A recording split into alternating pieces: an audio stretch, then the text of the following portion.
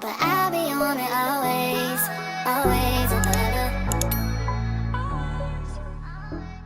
I know that some people viewing my channel probably have plenty of questions, things that regard being a biology major, going to HBCU, going to college, the track of pre-med, many questions. I am here today to answer those questions. Welcome back to my channel. I'm JazminAnaya, and I have a list of questions that I'm going to be answering. We're going to go through different portions. So the first set is going to be Grambling State University questions, the next is going to be biology major questions, pre-med journey questions, and then finally college life / HBCU balance questions. The first question, why did you choose an HBCU? I personally chose an HBCU because I grew up in Denver, Colorado, and it is not a diverse area or a diverse place, and I truthfully wanted and needed diversity. Like, it was refreshing to be in a classroom full of students that looked like me. It was refreshing to be taught by teachers that looked like me. It was just refreshing to be surrounded by greatness that looked just like me. That is the biggest reason why I picked an HBCU. And also, I feel like I really excelled in my HBCU due to the fact that I was surrounded by people that looked like me. Do professors actually know you and support you? In my case, I do feel like some professors do take the time to get to know you and they do take the time to support you, but it all really depends on you and those connections that you build. So when you're taking those courses with teachers in your science courses, I advise that you make those connections. It's all about networking. Literally everything for my path of pre-med has been about networking. I found that when I networked or made connections with my teachers, that they actually poured into me and showed that they genuinely wanted me to succeed and excel in their classes and beyond. How are class sizes? Class sizes, I feel like in my case, there was up to at least 50 students in a class, but did all 50 students show up to class? No, all 50 students did not show up to class. The first day, probably all 50 students showed up.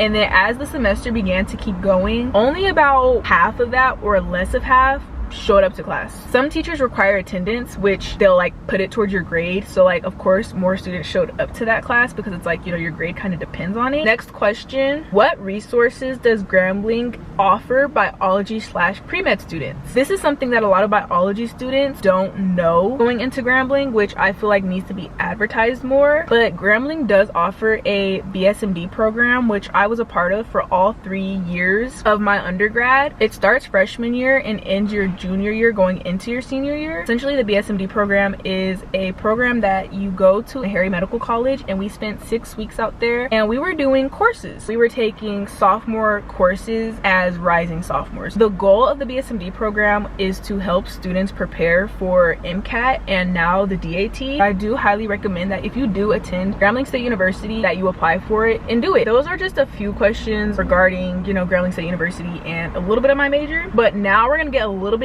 deeper into biology specific questions as a major. Is biology a good major for pre-med? I would say attending Grambling, yes. I think it was a good choice for me, mainly because Grambling did not offer a pre-med specific major, so biology was the closest thing I had to it. I was able to fulfill all of the curriculum needed as a prerequisite for medical school. I feel like, yes, biology is a good path to take as long as your school is giving you the prerequisites needed in your curriculum for medical school. What classes do biology majors take? We're just gonna go over the core classes. We have to take Principles of Biology 1 and 2, Lecture and Lab, General Chemistry 1 and 2, Lecture and Lab, Fundamentals of Physics 1 and 2, Lecture and Lab, Organic Chemistry 1 and 2, Lecture and Lab. Y'all, organic chemistry literally devoured me. Organic chemistry, I pray for you if you have to take that. Microbiology lecture and lab, genetics lecture and lab, cell and molecular lecture and lab, and lastly you have to take biochemistry. Those are like the main core classes, I guess you could say, that a biology major has to take. That was the curriculum at Grambling. I don't know what other schools give. If your curriculum look different than Grambling, don't come over here saying, But Jazz told me I had to take. nah, I don't know your curriculum, so make sure you follow your school curriculum. How did you stay organized as a biology major? To be honest with y'all, being organized was never really an issue for me. You have to find what works for you. How I stayed organized was writing in my calendar. I'm gonna pull up my calendar and I'm going to show you guys what it looked like from a standpoint of me trying to be organized, holding all the positions I held as well as being a full-time student. I would color code all the tasks that I had. Being organized really consisted of me putting it in my calendar calendar and ensuring that I stayed on top of my work. But again, everybody's way of staying organized, especially in college, is different. You just have to find what works for you. What advice would you give an incoming biology freshman? The advice I would give is network. Network, network, network. Network. That is the biggest thing in college. Make your connections. Make connections with classmates that are in your class, because those are going to be the people you're with for the next 4+ years. What was my hardest biology class? My hardest biology class was organic chemistry. Y'all just heard me talking about it. Organic chemistry, I have no advice for that class. Pray. Because it literally tears down everybody. Every person that I know in my major either had to retake it or struggled while taking it. Now we're gonna get into some pre-med journey questions. When did you decide you wanted to become a doctor? I'm not one of those people that was like, oh my gosh, I wanted to be a doctor my whole life. I was 4 years old talking about wanting to be a doctor. No, I did not decide I wanted to be a doctor until probably like middle school, honestly. And then I was telling people, yes, I'm going to be a doctor. What should freshman pre-med focus on first? As a freshman pre-med student, what I wish I would have focused on was just my classes. Like really dialing in on my classes, because taking the MCAT 3-4 years later, I realized that like physics, organic chemistry, general chemistry, those basic classes are on the MCAT, and I had not looked or really studied or maintained that information since I took that class, which was 3-4 years ago. So highly recommend staying on top of your course content, because the majority of the biology curriculum is on the MCAT. Keep practicing it and keep studying it. Why do you want to become a doctor? I want to become a doctor not only to inspire younger generations that, you know, they can do what it is that they put their mind to, but I also want to help my community and put trust back into the community of going to the doctor. I also really enjoy helping underserved communities. I feel like that is something that I will be able to pursue and do when I become a doctor. What do you wish you did differently as a pre-med student? Going back to kind of staying on top of your freshman year work, the 4+ years you're in undergrad, is something I wish I would have did. I wish I would have continued to build the knowledge of my basic classes, stayed on top of it throughout my 4 years and not just the year that I took it. What do you wish you started sooner studying for the MCAT?